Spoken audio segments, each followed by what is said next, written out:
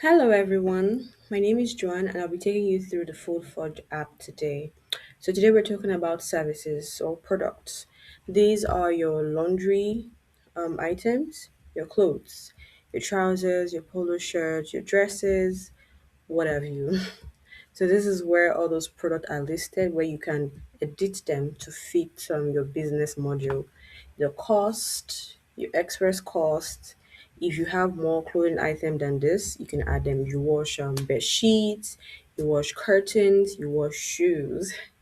You can add them all here, as you can see. So these are the ones in my dashboard. You can create yours in your dashboard as well. Here's where you add items. Here's a parent item, your clothing item, unit quantity, cost, express cost, select image display, um, wash and fold price, person only price, iron and starch price. So if they have specific prices for the services running on them, this is where you add them as well.